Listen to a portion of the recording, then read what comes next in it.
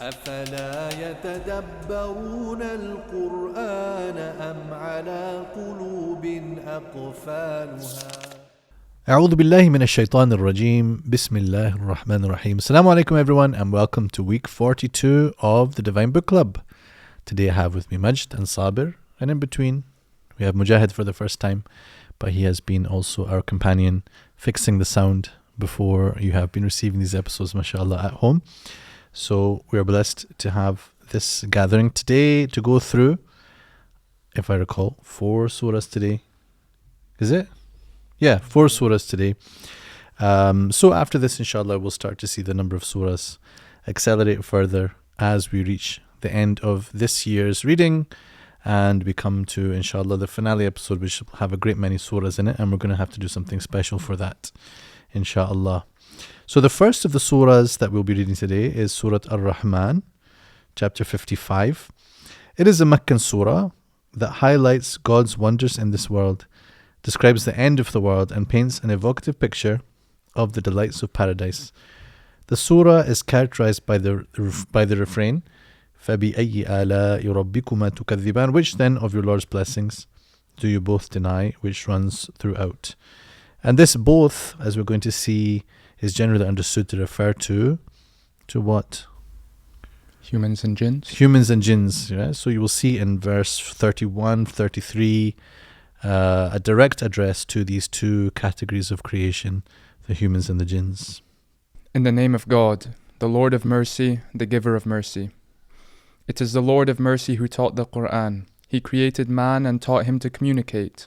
The sun and the moon follow their calculated courses. The plants and the trees submit to his designs. He has raised up the sky. He has set the balance so that you may not exceed in the balance. So weigh with justice and do not fall short in the balance. He set down the earth for his creatures, with its fruits, its palm trees with sheathed clusters, its husked grain, its fragrant plants. Which then of your Lord's blessings do you both deny? So the beginning of the surah has so many meanings and pointing to so many blessings in the creation. The word ala here, translated as blessings, your Lord's blessings, that's the usual understanding. There are some scholars who suggested another meaning throughout this surah and beyond, and that is God's creative power and the wonders of his creation, right? So which of God's wondrous creations do you deny, right? So that meaning can also be seen as relevant to all the things mentioned throughout. And this phrase, do you know how many times it comes in the surah? 31. Yeah, well done. 31 times, right? So each time it's like it refers back to the thing immediately mentioned before it. So repetition is something that's obviously a part of eloquent speech, sometimes to underline something, to emphasize it, to bring it closer to home, to make you pay attention to this point. But also, as the surah then weaves through a number of different topics, it keeps bringing us back to ask this question of ourselves. What is it that we would turn away from and deny? Even the signs within ourselves, as it opens with the blessing, the mercy of being taught the Quran. And even before being taught the words of the Quran for us to study, we have been given as human beings the ability to communicate. Allamahul bayan. Right, so the ability to communicate through speech is also to understand speech, and that would then allow us, among other things, to study the scripture and to look at the signs around us, to respect the balance in creation. So recognizing that Allah has placed balance in the way that he has made the heavens and the earth, and that we are to behave towards this creation around us in a way of balance, maintaining balance, restoring balance, and being fair and just between us as well, because justice is also part of that balance. And we'll see a reference to this idea also in Surah Al-Hadid, that Allah has sent down the balance, the mizan, right? So let us think then of these blessings, and all of them require, time, attention, study also, right? So the things that are mentioned here, you could go for each one and look into it, look into aspects of our physical creation, look into the seas and what it means to go and travel on ships in the sea. We have different experiences which then inform our appreciation of these signs and of the verses of the surah. And if you lack in these experiences, you may have to go to find out from those who have them. I also find it interesting that Allah subhanahu wa ta'ala, He linked His characteristic of mercy to the fact that He taught the Quran. And I think this is a lesson for people who are in the position of teaching the Quran, that they should try to embody that mercy as well to their students, try to build a loving relationship between the students and the Quran, not to drive people away from the speech of Allah. Very nice. He created mankind out of dried clay, like pottery, and the jinn out of smokeless fire. Which then of your Lord's blessings do you both deny? He is Lord of the two risings and of the two settings of the sun. Which then of your Lord's blessings do you both deny? He released the two bodies of fresh and salt water. They meet, yet there is a barrier between them they do not cross. Which then of your Lord's blessings do you both deny? Pearls come forth from them, large ones and small, brilliant ones. Which then of your Lord's blessings do you both deny? His are the moving ships that float, high as mountains on the sea. Which then of your Lord's blessings do you both deny? Everyone on earth perishes. All that remains is the face of your Lord, full of majesty, bestowing honor. Which then of your Lord's blessings do you both deny? The ayahs, they are directed to both ins and jinn, as you earlier mentioned. Is there kind of a kind of another reason for it, another aspect why until now the ayahs are kind of focused on both ins and jinn that you kind of see? Yeah, it's an interesting question because, of course, normally the Quran is considered a book for mankind.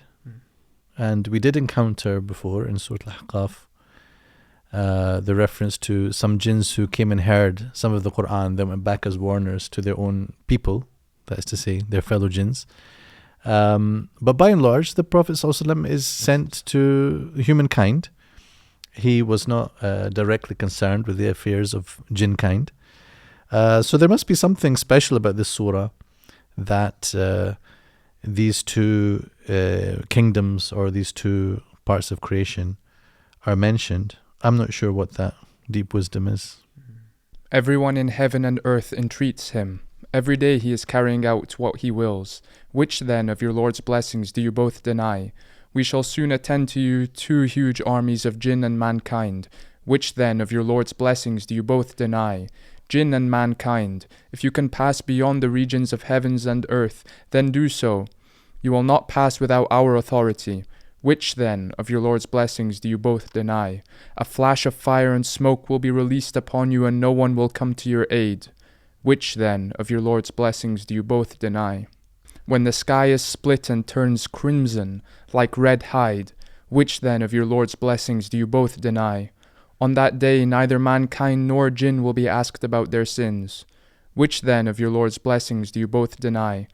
The guilty will be known by their mark, and will be seized by their foreheads and their feet. Which then of your Lord's blessings do you both deny? This is the hell the guilty deny, but they will go round between its flames and scalding water. Which then of your Lord's blessings do you both deny? What's the significance of the guilty being seized by their foreheads specifically? Well, we can find a similar reference also in Surah Al-Alaq, at the end of Surah Iqra, right? That people will be seized by their foreheads, their forelocks. So essentially this bit of hair, sometimes it pops under my turban here. This is the nasiyah, right? And in a way, like if you think about how you're controlling an animal, say like a horse and so on, this is the part that would be taken to lead it and to take control of it and to assert dominance over it, right? Are you thinking of maybe a scientific idea behind it? No, not the same. Because sometimes, I mean, a question has been raised in that surah as to why is it that the nasiyah itself, the forelock or the forehead, is described as lying and sinful? Could it be perhaps that there is some reference to the fact that behind this is your brain and that has a function, especially this frontal cortex has the role in things like lying and sinful behavior. Allah knows best. Perhaps this is another meaning that lies behind his speech that we would then find out about later on as our understanding of how the physical human is made up develops. For those who fear the time when they will stand before their Lord, there are 2 gardens. Which then of your Lord's blessings do you both deny? With shading branches. Which then of your Lord's blessings do you both deny? With a pair of flowing springs. Which then of your Lord's blessings do you both deny? With every kind of fruit in pairs. Which then of your Lord's blessings do you both deny? They will sit on couches upholstered with brocade, the fruit of both gardens within easy reach. Which then of your Lord's blessings do you both deny? There will be maidens restraining their glances, untouched before by man or jinn. Which then of your Lord's blessings do you both deny? Like rubies and brilliant pearls. Which then of your Lord's blessings do you both deny? Shall the reward of good be anything but good? Which then of your Lord's blessings do you both deny? It's quite interesting that I'm not sure there's kind of deeper meaning, but that Allah in the previous section that Majd read focuses on the kind of punishment and I guess the sins, and then the next section, this last section is focusing on the rewards of Jannah and then the kind of features of Jannah. So it's kind of like targhib and tarhib, or tarhib targhib. Always this balance between mentioning the warnings and then the promises. Mm-hmm. So here it opens up the description of those who fear their Lord, right? Fear that day when they will stand before Allah, right? So that's the message here, to be amongst them, right? And then this part that we just heard concludes with this beautiful principle: هل جزاء الإحسان إلا الإحسان. So when you do some good, could the reward for that be anything other than good? And our ihsan cannot match Allah's ihsan and His goodness and kindness and benevolence and generosity. But the point is that Allah is telling us your good deeds would never go to waste. And we should apply this principle also in our dealings amongst each other, that we do good when someone has done good to us. Even, in fact, we could think about a link here with something mentioned in Surah Al-Qasas, in the story of Qarun. They said to him, وَأَحْسِن كَمَا أَحْسَنَ اللَّهُ إِلَيْكَ.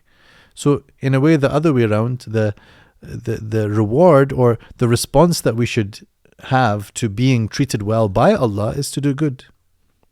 Doing good by Allah, that is to say, observing His rights over us and worshipping Him as He deserves and Him alone. And also being good to people. So be good to others, be generous for the fact that Allah has been generous to you. So this expression contains so much within so few words. هل جزاء الإحسان إلا الإحسان. And then beyond this, there are 2 more gardens. So we're going to hear about them. But what's interesting is here the scholars have a few different opinions as to why are there 2 gardens and then 2 more gardens. Some of them said, from the word dunihima, it may imply that this is a lower grade of garden. Me personally, I'm not comfortable with this view, because I don't feel that the surah would sort of tell us about a really perfect, brilliant reward and then tell us, but also there's a reward that's a little bit less than this. You feel like in the unfolding of the surah, it would be like, here is a reward and here's something even better. And in fact, when you look at the descriptions, you find that the descriptions are mostly harking back to the same things mentioned in the first 2 gardens, but in fact do seem to be more intensive, more beautiful. The description is just that bit boosted. So the view that I prefer is that actually these are 2 gardens beyond the first 2 gardens. And it's almost like when a person might at all feel that, okay, these 2 gardens, I've had my fill of this, so they can go beyond to 2 more gardens. And I don't think, this is my personal view, it's my personal theory that I'm working on. I don't think the point is also there are 2 and then there are 2, so each believer has access to 4 gardens and that's it. You know how when like an organism, like a bacteria or something like that, it divides into 2, right? You know where I'm going with this? You're a guy in this kind of field, is a dentist. So then it splits again from 2 into how many? 4. 4, and then the 4 becomes 8, and then etc., right? So it's almost like 2, and then maybe beyond each of these ones there is another 2 and another 2. Allah knows best.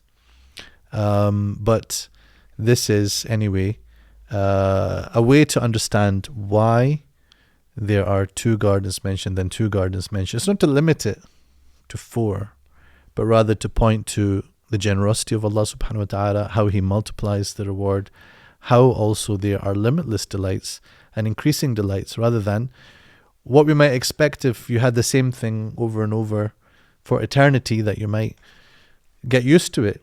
So it's almost like that is the point of telling us that these are delights that you would never get used to because they will always increase for you.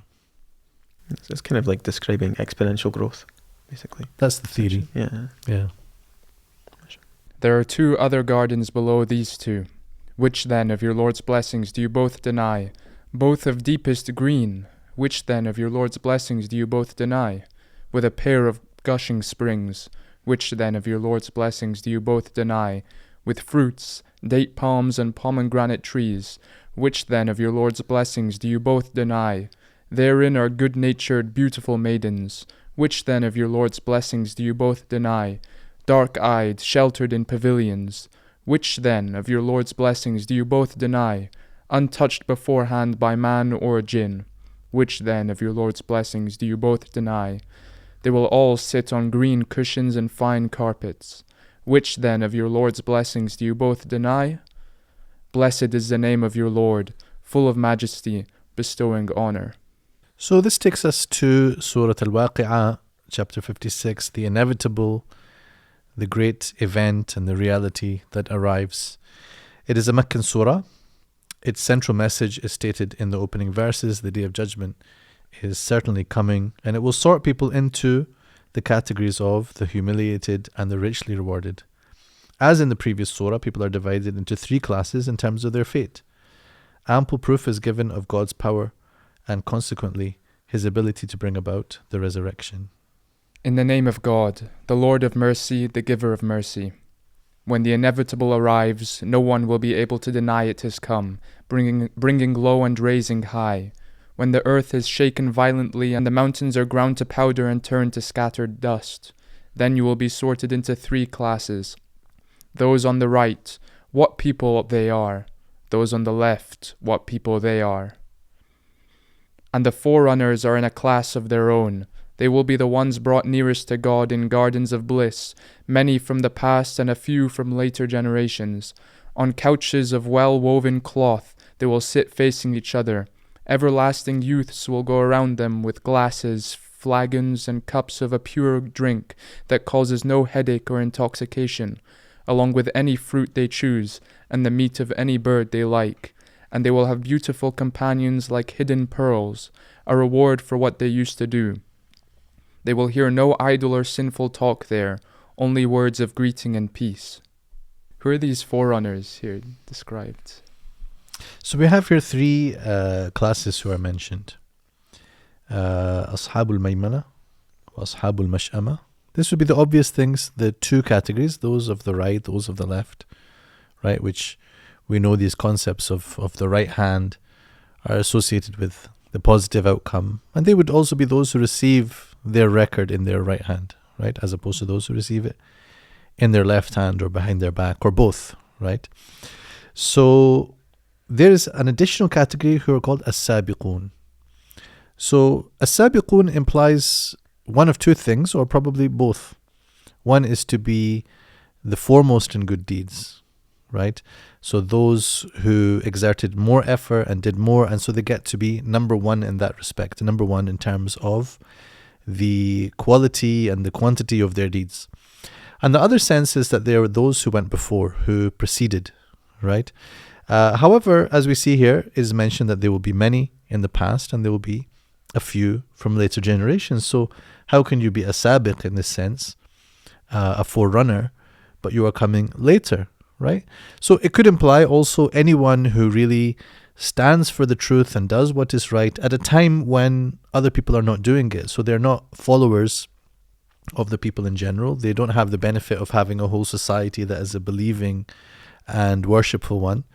But they go out on a limb and they do what is needed, and they set an example for others, right? So they are the ones who then, you can understand this ayah, وَالسَّابِقُونَ السَّابِقُونَ, as translated here, they're in a class of their own. It's like, the sabiqun are the sabiqun. Don't ask for some more description about what they are. They are what they are, right? There's nothing like them. Or you can also say that because they were forerunners in this life, they are forerunners in the hereafter, right? The sabiqun will always be sabiqun. They will always be respected. They will always be put to the front. So it shows you that, being a believer, being a person who follows the religion, it's not all of one category, right? So we all want to be at least in the people of the right hand. But if you can, then follow the way of the people of sabq and the forerunners, those who set an example for others. So those, they're kind of the highest rank. Yes. So. Also, this idea that the people of Jannah, they will have no idle talk, only words of greeting and peace.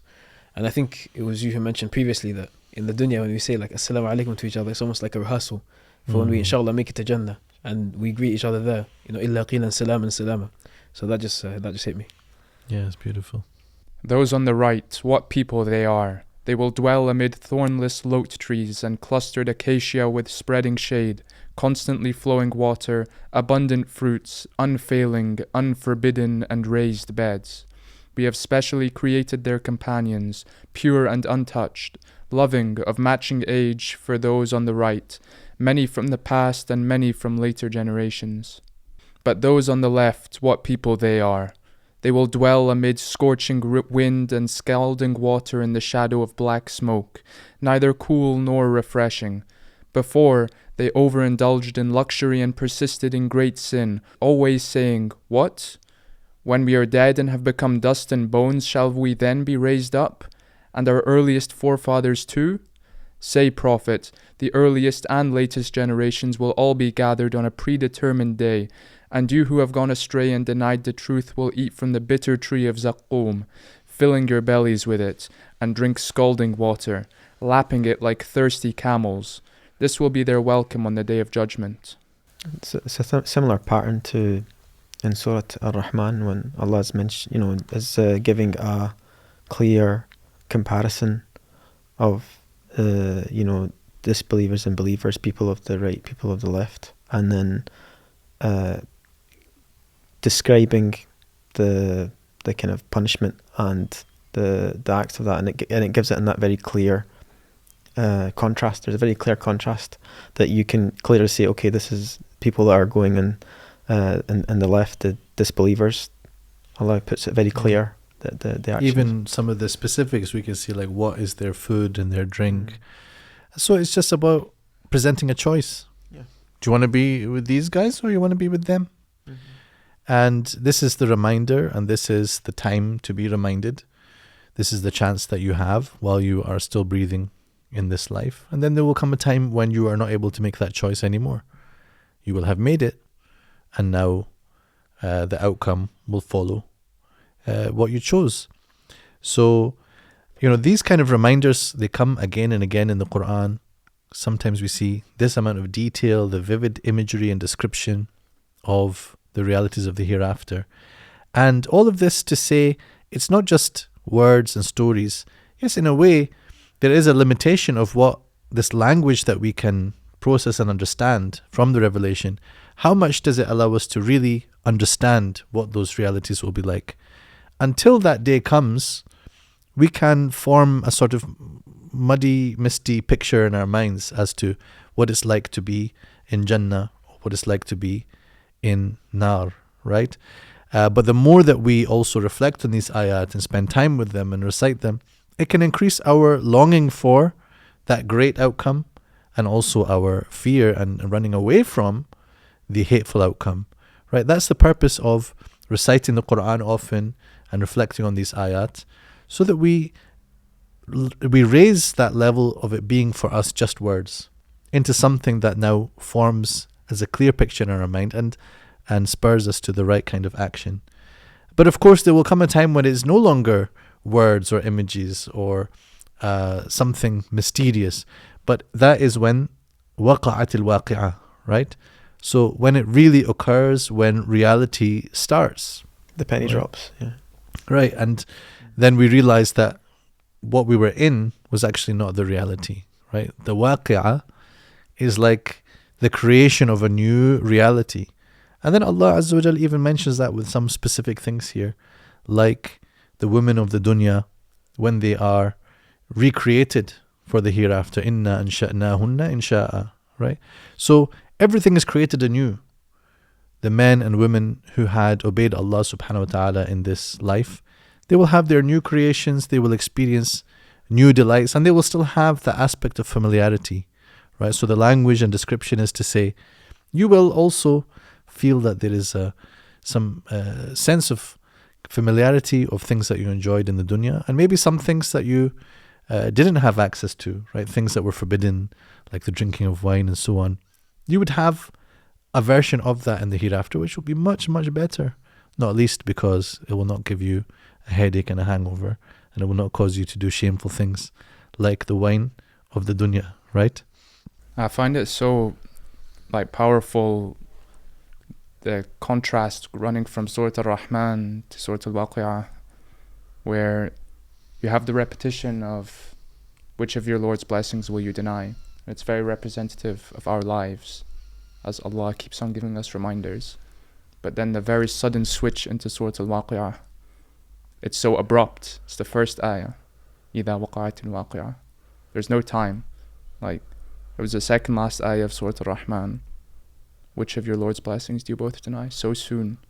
It's very representative of death, because you're getting signs until your death. And then in between that is, blessed is the name of your Lord, full of majesty, bestowing honor. Yeah, and subhanAllah, that also comes in terms of the ijaz of the Quran, the kind of the miracle and the divine of how divine it is in terms of those two surahs were revealed at different times. They weren't sequential in revelation, but as Mish is saying, it seems like it was by design, but it wasn't revealed in that way. So it just shows that Allah is fully aware and knows what's going to happen in the future, and then and it just appears that this was all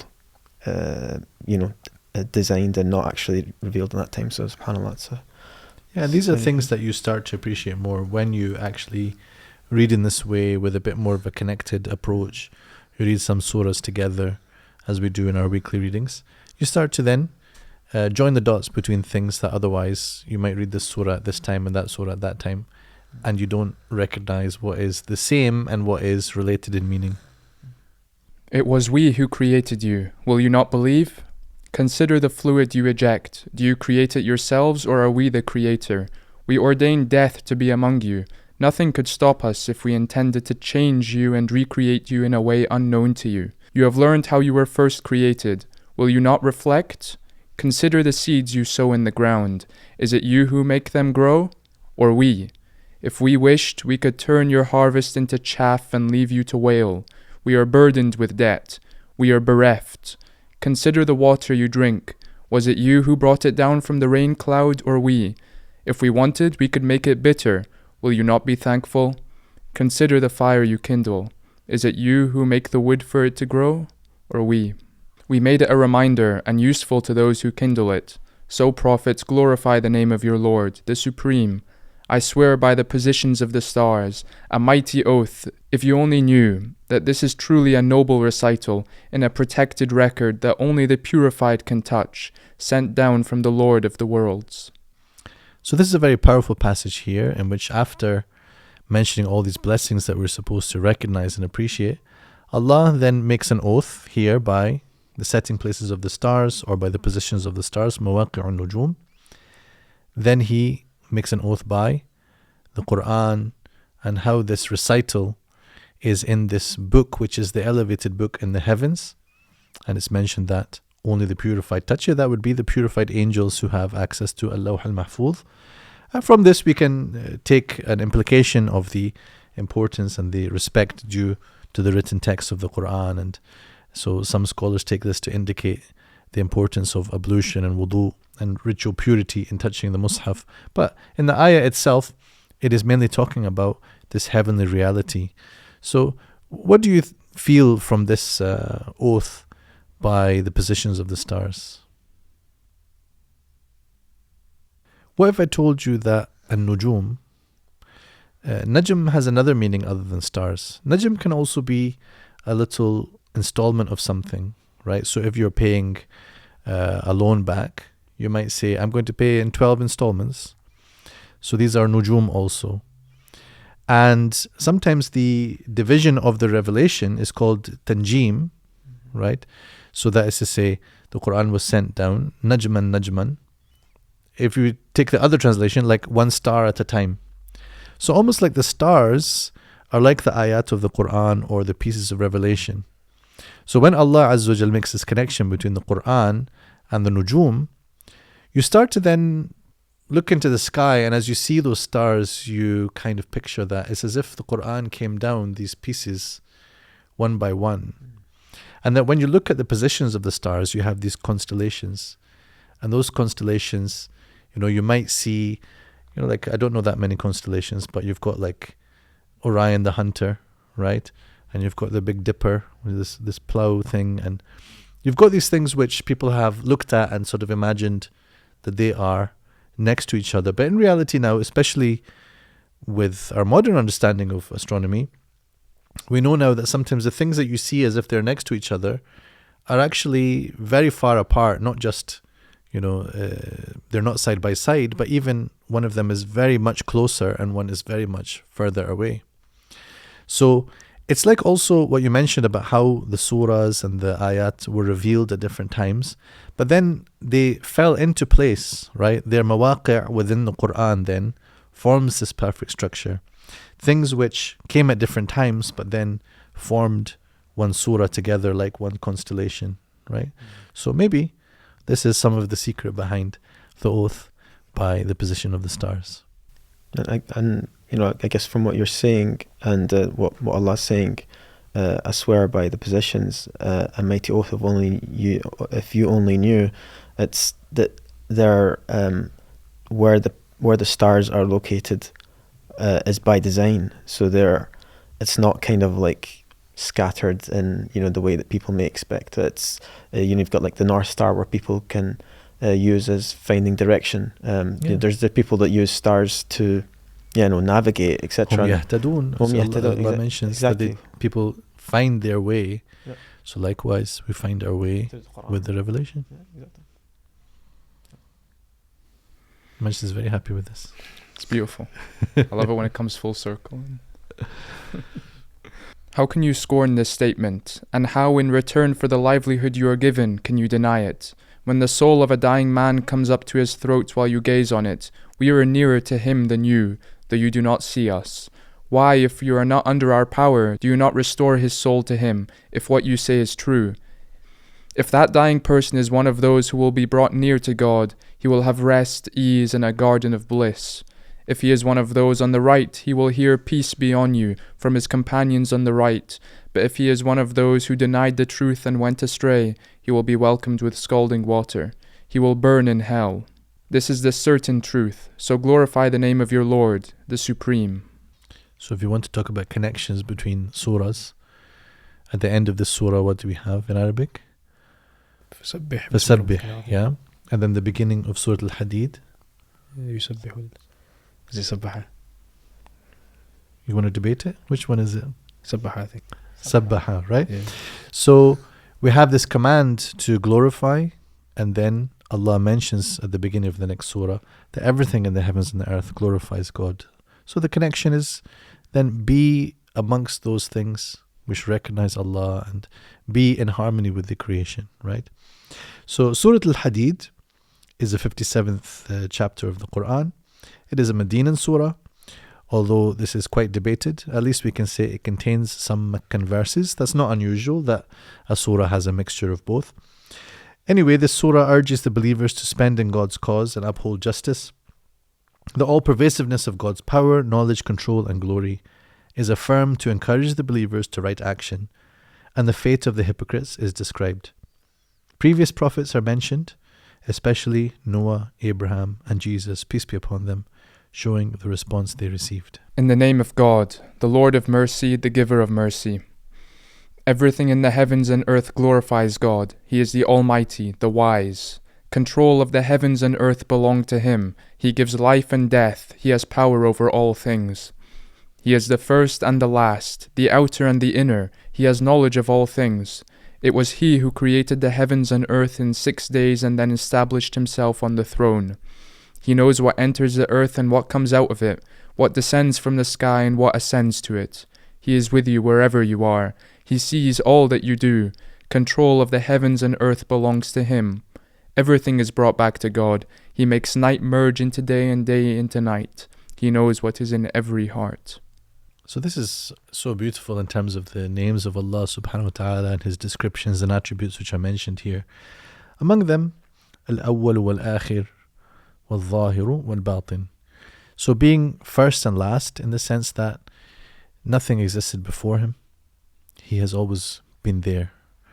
And the last in the sense that He outlasts, right, as we have read already in Surah Al-Rahman, that everything will perish.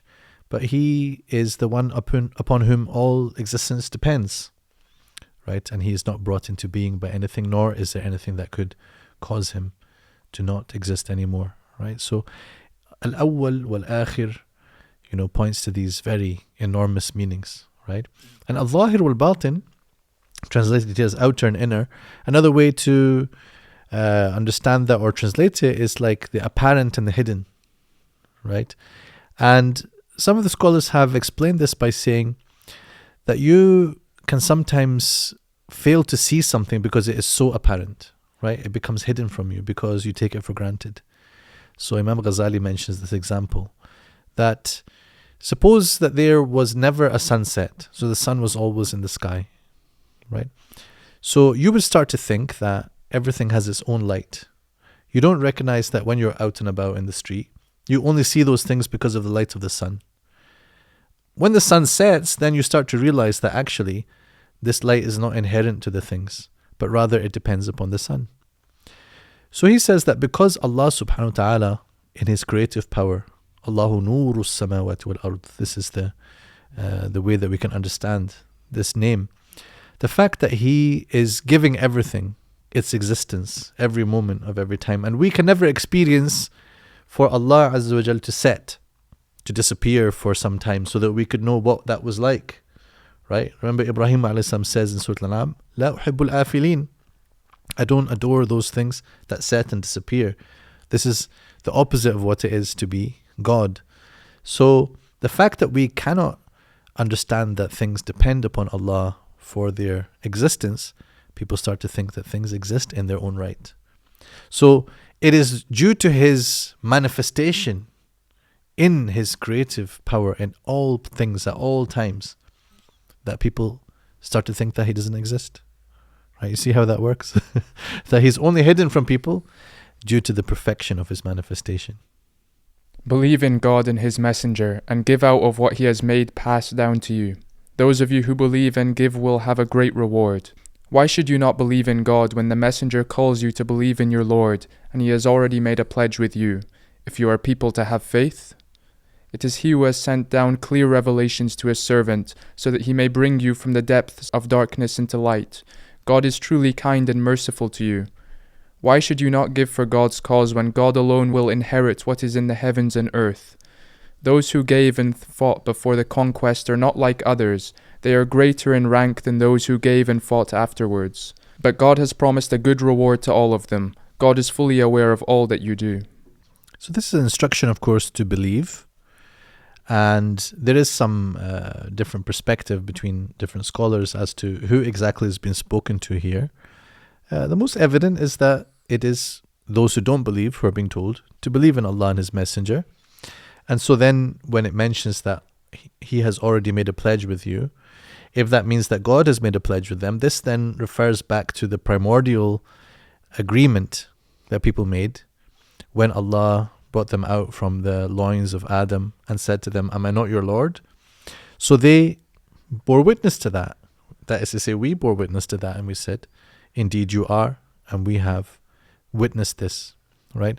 So then Allah Azza wa Jal also tells us about how when He sent Adam down to earth, He said to him, that is to all of us, that if any guidance comes to you, you must follow it. Whoever does so would have no fear or grieve. So this can also be this pledge, this mithaq that we have all taken. So when the messenger comes and calls the people, he is calling us to look within ourselves and our nature, our fitrah, the way that we have been made, things that we know deep down because of how Allah has made us. So why would you then turn away from that? Why would you reject something that actually chimes with your human nature? This is perhaps the point in the ayah. Is there reference here to sabab al-nuzul of the ayah, like the reason of revelation, in terms of like who gave and fought afterwards? Is that kind of referring to the time when this ayah was revealed, or is this a kind of a general statement? So this is in reference to the conquest of Mecca, which is why also this is understood as a Medinan revelation, right? So the beginning of the surah sounds very Meccan in the way it mentions the praise names of Allah subhanahu wa ta'ala, although there's no reason why that couldn't be Medinan also. Then there are some things in it which kind of have to be Medinan if we're understanding them in the right way. But it could be a surah which has a mixture of Meccan and Medinan ayat, and that's not unusual. Who will lend God a goodly loan? He will double it for him and reward him generously. On the day when you, Prophet, see the believers, both men and women, with their light streaming out ahead of them and to their right, they will be told, "The good news for you today is that there are gardens graced with flowing streams where you will stay. That is truly the supreme triumph." On the same day, the hypocrites, both men and women, will say to the believers, "Wait for us. Let us have some of your light."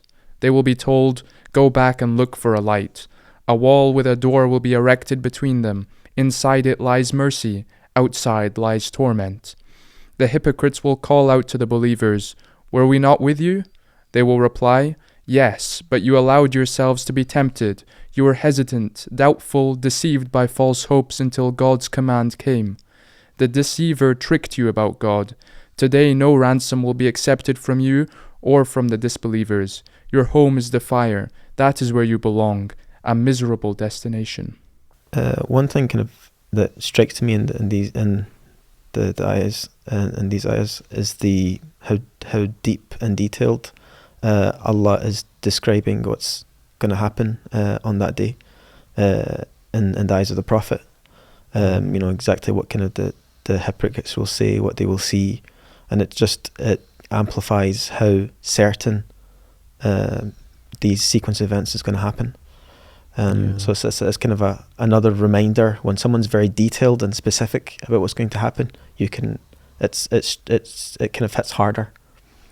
And here, so that would be a message for the Prophet ﷺ, for the believers, to know that these people might be upsetting and obstructing you at this time, but another time will come.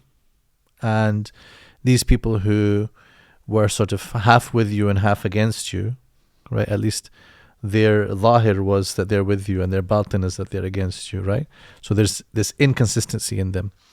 So then there will come a time when actually a firm wall is placed between you and them, right? So that has a meaning beyond just an event on the Day of Judgment, but rather in relation to the situation that you're in, right? Because you would wish that there's a firm wall, that you're on this side and they're on that side. And that's how it will be when they're exposed on the Day of Judgment. I also think that this wall, it could be seen as a metaphor almost for Islam itself. How the wall outside lies torment, but inside is mercy. So from outside looking in, it could seem that Islam is difficult and you have to restrict yourself and obey instructions. But were you to enter upon Islam, you would find the mercy inside. But because these hypocrites, they refuse to enter Islam in the dunya, on the Day of Judgment, this wall will be erected between them and the believers, and they will be unable to attain the light and the mercy of Allah on the Day of Judgment because they refuse to go through the supposed torment in the dunya. It's pretty cool. So, of course, there's a light here. They're asking, give us some of that light. We need it. And they're told, go and find a light somewhere else if you think that that can exist, if you think you can benefit from something else. But you had the light. It was here. And you were in amongst us. You, of all people, should know about that. And, on this day, don't come begging. It's too late. Can we, in that sense, understand why the wall has a door? In that, you'd think that they would just open the door and go to the other side. But perhaps the door was in this life. And because they wouldn't go through in this life, they can't go through in the next. So, I haven't looked too much into the door, but I think, it's one of these things that you have to ponder on, and connecting it with the sort of reality of what was being experienced at the time of revelation, definitely, if I may say, opens the doors to the answer to that question. Pun intended. Definitely intended. Yeah. If you don't intend it, how can you get the reward? Allah. Is it not time for believers to humble their hearts to the remembrance of God and the truth that has been revealed, and not to be like those who received the scripture before them, whose time was extended but whose hearts hardened, and many of whom were lawbreakers? Remember that God revives the earth after it dies. We have made our revelation clear to you so that you may use your reason. Charitable men and women who make a good loan to God will have it doubled and have a generous reward. Those who believe in God and His messengers are the truthful ones who will bear witness before their Lord. They will have their reward and their light. But those who disbelieve and deny our revelations are the inhabitants of hell. Bear in mind that the present life is just a game, a diversion, an attraction, a cause of boasting among you, of rivalry in wealth and children. It is like plants that spring up after the rain. Their growth at first delights the sowers, but then you see them wither away, turn yellow, and become stubble. There is terrible punishment in the next life, as well as forgiveness and approval from God. The life of this world is only an illusory pleasure. So race for your Lord's forgiveness, and a garden as wide as the heavens and earth, prepared for those who believe in God and His messengers. That is God's bounty, which He bestows on whoever He pleases. God's bounty is infinite. Yeah, so one of the first ayahs that we heard here was about time. Isn't it about time? Isn't it time to actually respond to this message? And this is also a timeless message, because later on there will be people who read the Quran, and we have the burden of our sins and of our shortcomings, and Allah is asking us, isn't it time to humble yourself? Isn't that something that we all need to hear and maybe be reminded of from time to time? To be humble to the remembrance of Allah, to turn to the truth that has been revealed. How long would those people go on disbelieving, rejecting something that they can see is true, going through the hardship of hypocrisy? Because it's difficult to maintain this pretense all the time and to double cross. Rather, just be at peace with yourself, and then you would have peace in this life, and you would have something even better in the hereafter, the abode of peace. So this is a reminder to every person who may be sinful, who may be holding on to something that they're struggling to let go of, that isn't it time? What are you waiting for? How long will you wait? There are many stories of people who heard this ayah and gave up a life of sin and came back to Allah, came back to the straight path, who repented, who started a new lease of life. This ayah is really something extremely touching, because the opposite is that you would just allow time to continue passing. And over that time, the more that you get used to hearing the warnings and ignoring them, your defenses also might build up. And by defenses, I mean the worst kind. I actually mean the hardness of heart, the stain on the heart, the build-up of the heart. Like you have, you have in teeth? Yeah, plaque, build-up, right? So once that gets there, then the goodness cannot reach the heart, right? And that is the danger of not responding the first time, right? Whenever you hear someone calling to something good, respond.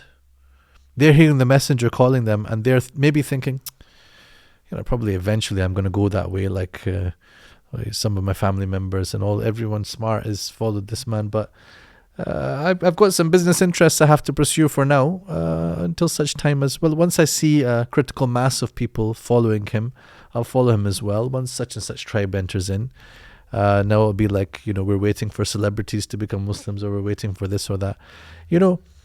Don't wait. Just when you hear the caller to good, respond.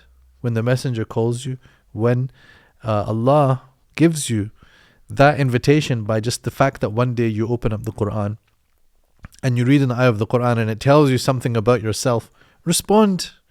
This is the most beloved thing to Allah subhanahu wa ta'ala, to welcome His servants back.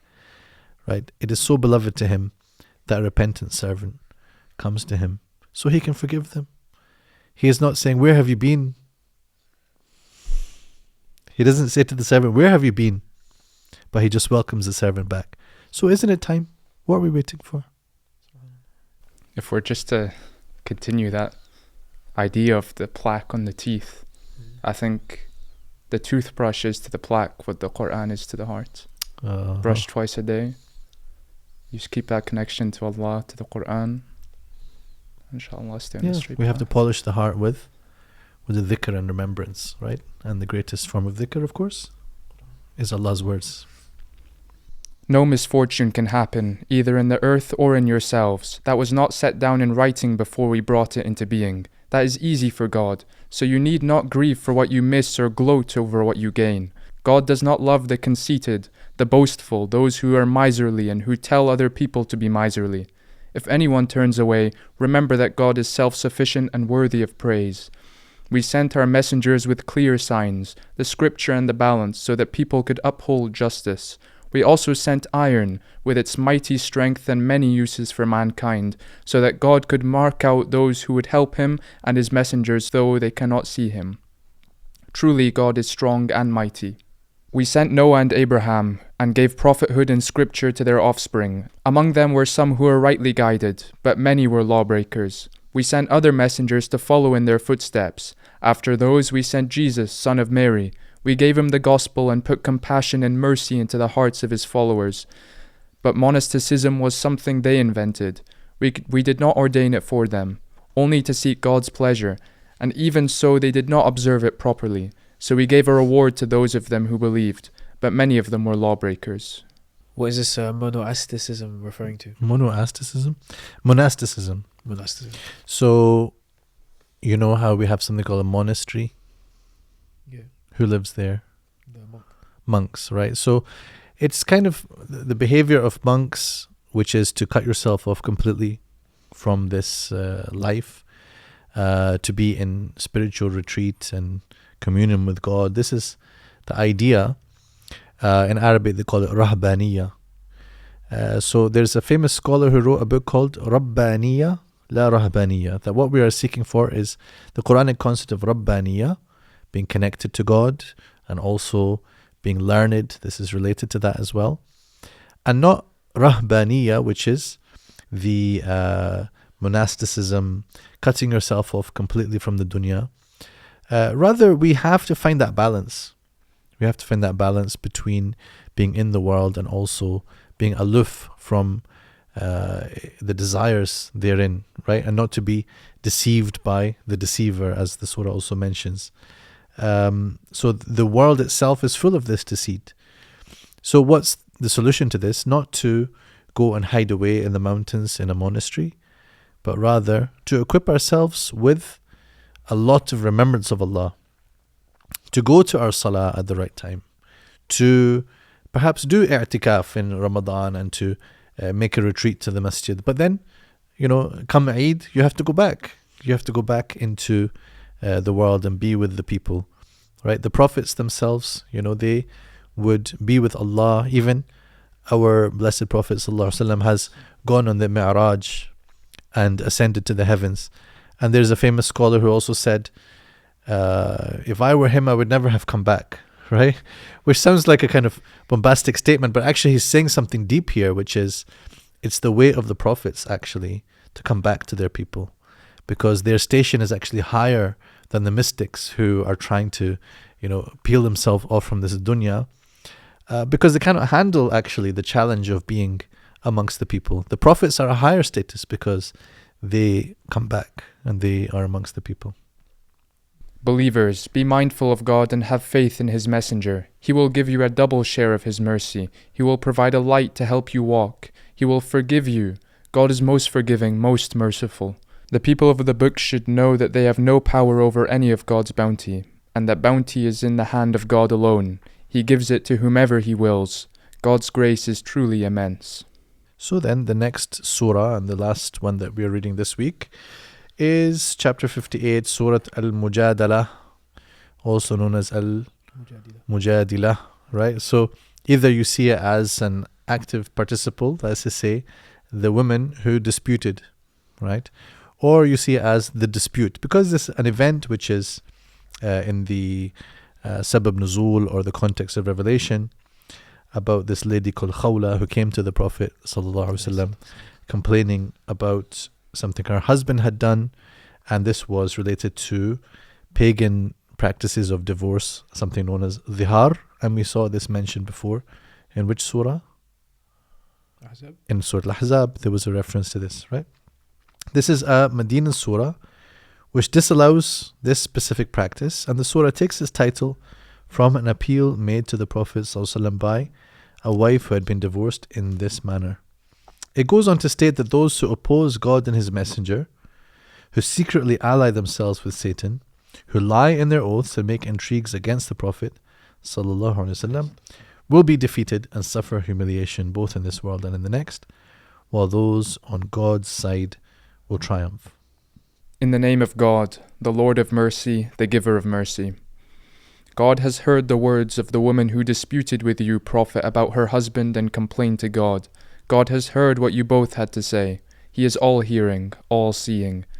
Even if any of you say to their wives, "You are to me like my mother's back," they are not their mothers. Their only mothers are those who gave birth to them. What they say is certainly blameworthy and false, but God is pardoning and forgiving. Those of you who say such a thing to their wives, then go back on what they have said, must free a slave before the couple may touch one another again. This is what you are commanded to do, and God is fully aware of what you do. But anyone who does not have the means should fast continuously for 2 months before they touch each other, and anyone unable to do this should feed 60 needy people. This is so that you may truly have faith in God and His Messenger. These are the bounds set by God. Grievous torment awaits those who ignore them. Those who oppose God and His Messenger will be brought low, like those before them. We have revealed clear messages, and humiliating torment awaits those who ignore them, on the day when God will raise everyone and make them aware of what they have done. God has taken account of it all. Though they may have forgotten, He witnesses everything. Sheikh, can you shed some more light on what this practice was, and also why is it seen in such a severe light that they have to fast for 2 months consecutively, which is also the punishment for accidentally killing a Muslim? So that's a very severe kafara that the person has to come with. So this practice, which is called dhihar, we understand from the narrations that it would go like this. Someone would swear off their wife by comparing her to his own mother, and it's something, disgusting, really, to be honest. And in Surah Al-Ahzab, we saw that the context was kind of around stop this practice of trying to change reality to something else, trying to distort the way that things are. You should actually respect the way that things are. And this is part of what the religion is establishing and emphasizing for people. So as for why certain things are more hateful in the sight of Allah and necessitate certain types of punishment, this is really known by Allah in His wisdom. Perhaps it was necessary to make people swear off doing this by introducing such a strong deterrent and such a strong expiation of the act. So this stops people being so hasty, rushing to say things which they will regret and should regret.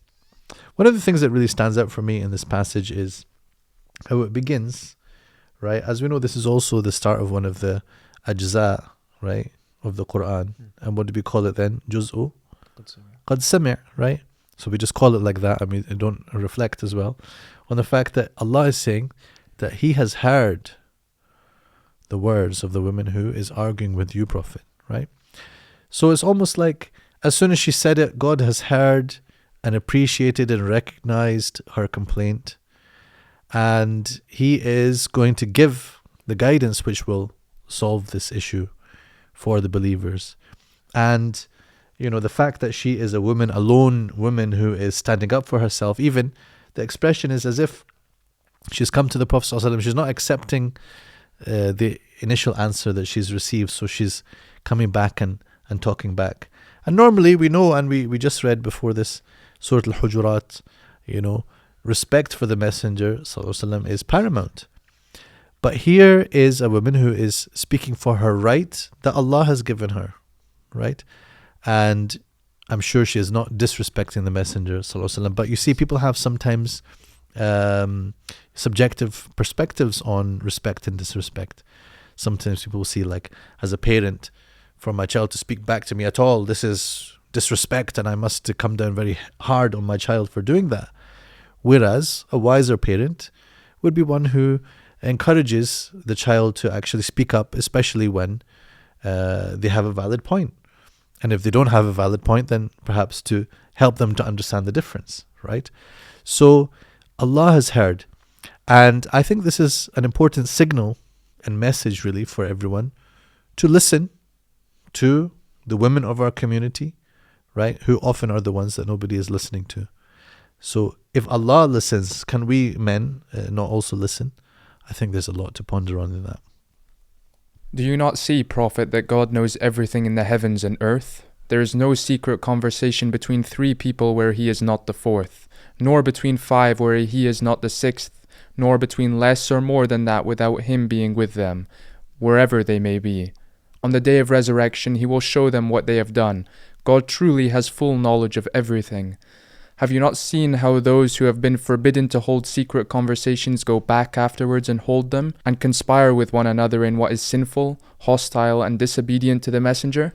When they come to you, they greet you with words God has never used to greet you, and say inwardly, why does God not punish us for what we say? Hell will be punishment enough for them. They will burn there, an evil destination.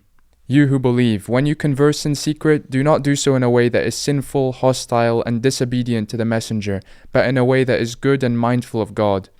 Be mindful of God, to whom you will all be gathered.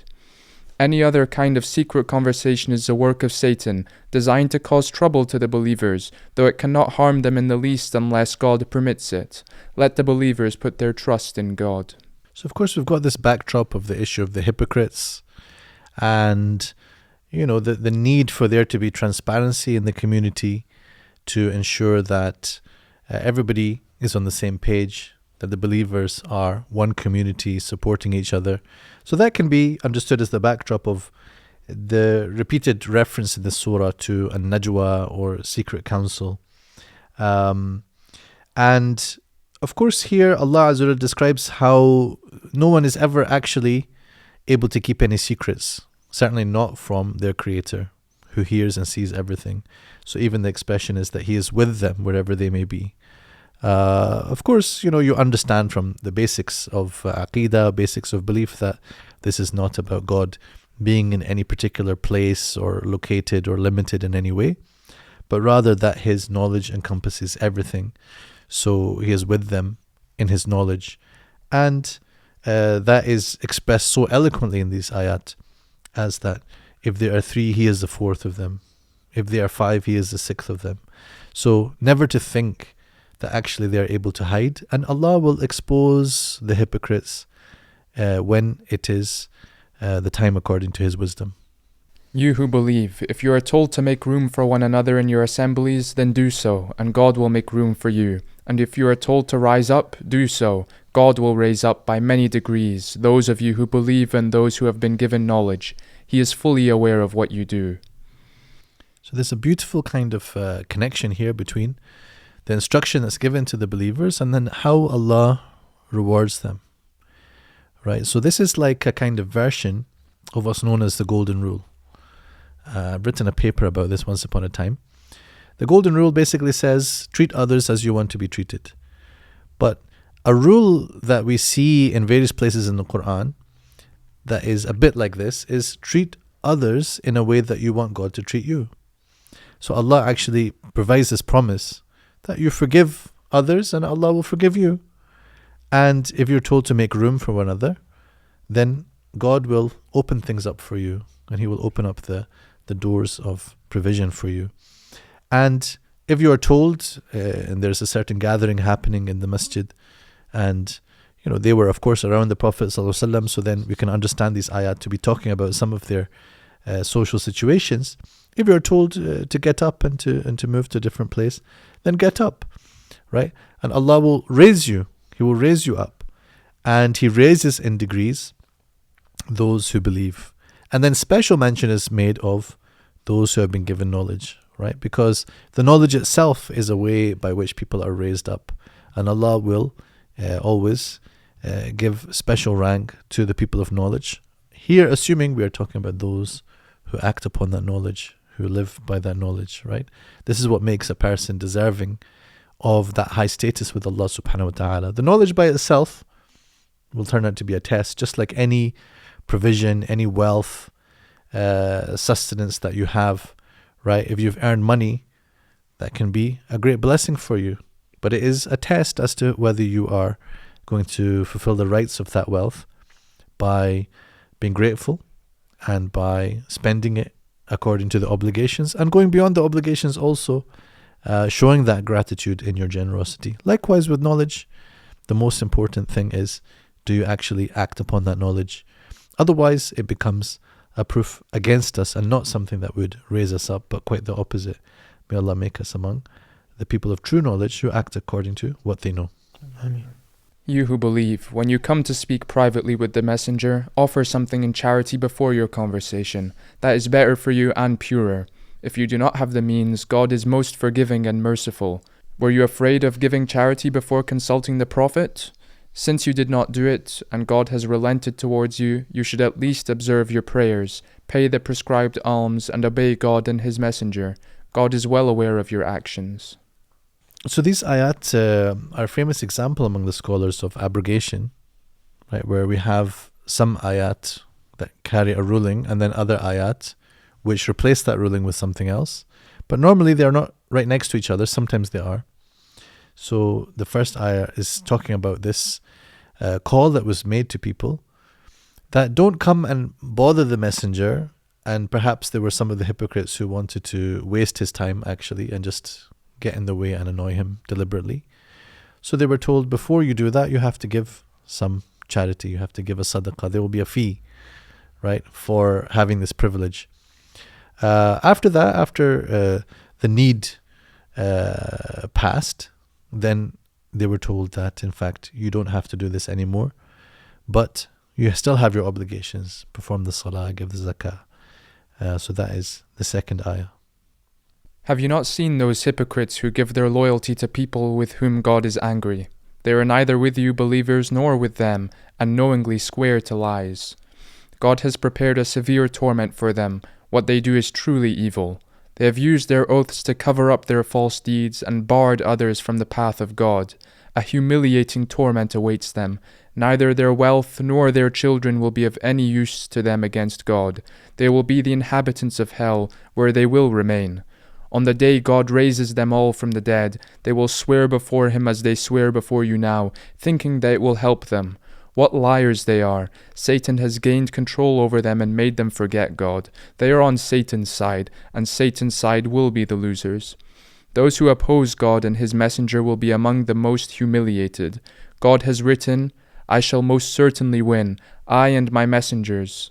God is powerful and almighty.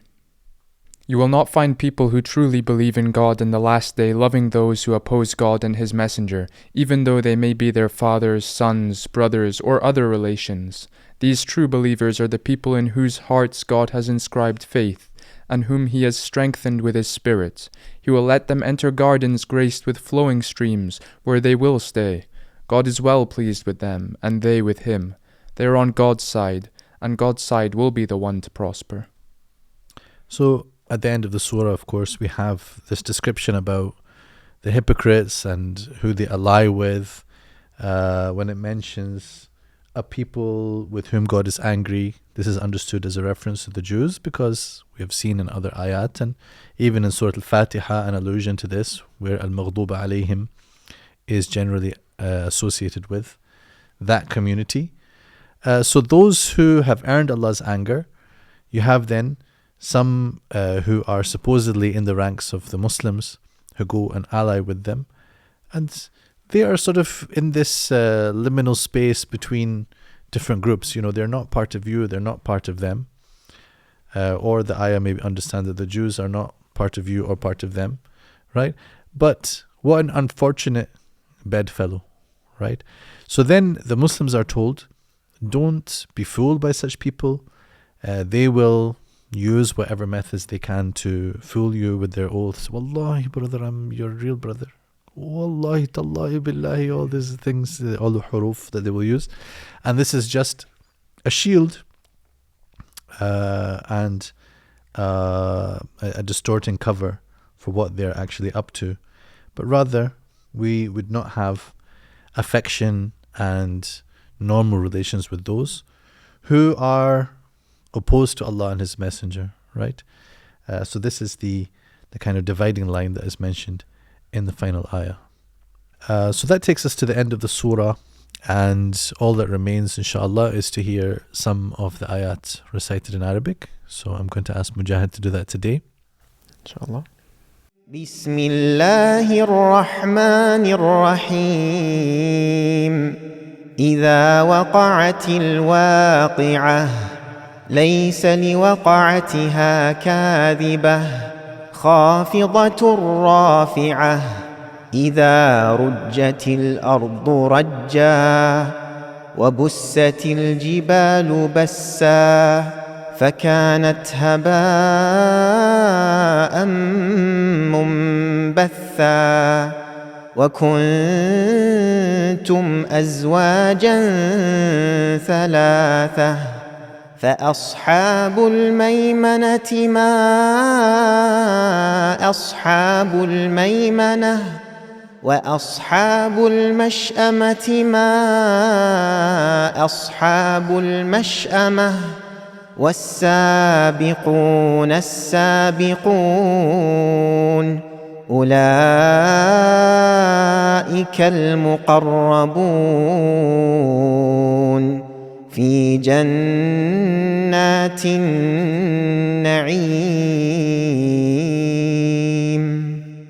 Jazakallahu khairan, and thank you to everyone who has participated with us today and all those who have watched along. Make sure to join us next time and get onto Quran.com/calendar for all the resources related to this series, and QuranReflect.com to share and to read other people's reflections. Wassalamu alaikum wa rahmatullah. أفلا يتدبرون القرآن أم على قلوب أقفالها